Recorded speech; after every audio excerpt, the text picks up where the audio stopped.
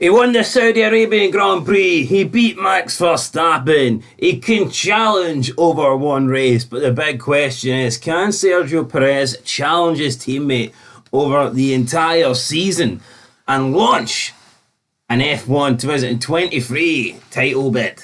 I really hope he can, because Red Bull's pace is scary. Is it quite on the pace level of a Mercedes 2014? That's a fit for a different day. Anyway, welcome back to Fog Racing. It is Fog Racing. F-O-G-R-A-C-I-N-G. The original racing channel here on YouTube. No, not really, but still. See all these fuds that started F1, they've been watching since what? 2017 or something. Aye. Like that. No, they are. It's seeing you actually hear people talk. They don't have a clue. I was here for the good old days when Alonso was winning titles, right? I've seen the end of the Schumacher dominance. It was me. Anyway, here we're here to talk about Perez, here to talk about Max Verstappen. So we've seen the Saudi Arabian Grand Prix. Obviously, Perez was starting on pole, Max down 15th due to a DNF in qualifying. Max, as expected, did make his way through the grid. However, I think a lot of people were expecting Max Verstappen to win this race, despite him starting, 14 places behind his teammate. Especially, you factor in the safety car. I think when people seen that safety car, I think pretty much everyone thought Max Verstappen was going to go on and win. But what happened? Max managed to overtake Russell and Alonso. Neither really defended against him. They kind of just were happy to... Well, not really happy, but they kind of admitted that there's nothing they could do about it. The battle was with each other. By the time Verstappen got past Alonso, he was 5.4 seconds behind Perez. And honestly, the gap never really changed. He did get it down to, I believe, the closest he got it down to was like 3.9. But it would get it down like a couple of tenths, and then Perez would pull it back a couple of tenths the next lap. Then Verstappen, heading into the last couple of laps, backed off a little bit so he could put a fastest lap attempt in. But I would say... It finished 5.3, so he pulled a 10th. Yeah, so, I mean, let's be honest, there was nothing in it, really. No. I'll go as far as saying there was nothing in it. So Perez, I think, definitely deserved this win. He showed this weekend that he had the pace of Max Verstappen.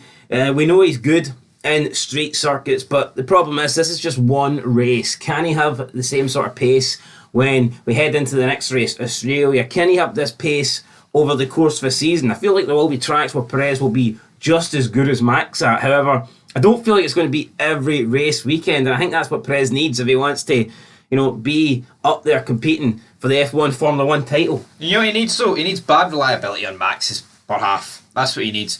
Because if Max finishes every race this season, as say they both do, he's going to beat him more times than not. And Red Bull, their advantage, they should be finishing 1-2. But, we saw Hamilton.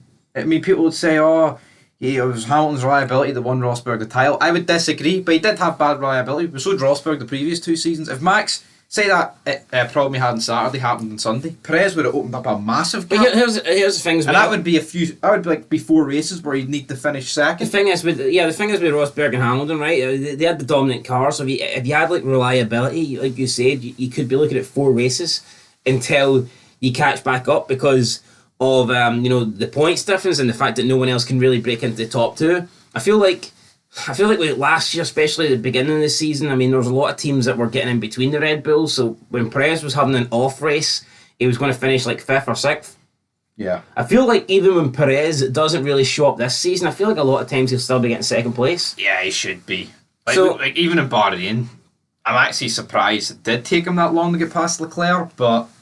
All I'm saying is last year, if Perez might not have finished 2nd in that race. Because the Red Bull didn't have the advantage it's got this year. Well, that's the thing though. Say it was at the start of last season, I don't think Max would have finished 2nd in this race. Obviously not. Because I think the Ferrari was much better. I think he still would have finished 4th because Mercedes weren't that good. But I think the Ferraris were pretty close to the Red Bulls at the start of the season. But by the halfway part. Well, sure, Leclerc was winning races. Even had Sainz was won a race. I just feel in general though, Perez is more he just seems more at home with this car than last year's. Like we saw last year, look at Belgium. He started 2nd. And Max still won for 14th. Yeah, that was pretty poor. It was poor for Perez, but you know what? He's going to need to cut that out if he's going to win a title. Would like to see it. Would like to see an inter-team rivalry, but realistically, Max Verstappen's going for his 3rd title, and he's probably going to win it. But it does change the title picture. The fact that you expect both Red Bulls to be 1-2, that definitely makes a difference. Yeah, we've been accustomed to Hamilton, Verstappen. Last year it wasn't really one, but now this year we're back to 2016. Like if there's multiple people going for wins, then you know you can make up the points not pretty easily. Well, not easily, but you can make them up easier. If it's simply just two drivers trading first and second every race, like a DNF's massive. And I don't see this being a track dependent thing. Yes, obviously at tracks like Austria, shorter lap, the cars will be closer, but I just don't see this Red Bull being slow at any track, which therefore benefits them. Like you look at Monaco, yes, if you have a qualifying issue in Monaco, you're not finishing second, but again, most tracks now you can overtake. So yeah, more often than not, like if Max could start for the pit lane, and you still expect them probably to get somewhere near the podium. No, absolutely. So, the safety car helped him yesterday, but it only pushed his progress forward by about 10 laps. Although I would go as far as saying I think Perez, if he started 15th yesterday, would have finished second as well. I'll go as far as saying that. Well, I think so too. So, especially based on the pace that he showed. Oh, absolutely. So, yeah, I don't think. Would the gap have been 5.3? Who knows? Probably been around that. You know, maybe Max would have pulled a larger gap at the start. Who knows? Maybe Perez managed to start us. We don't know.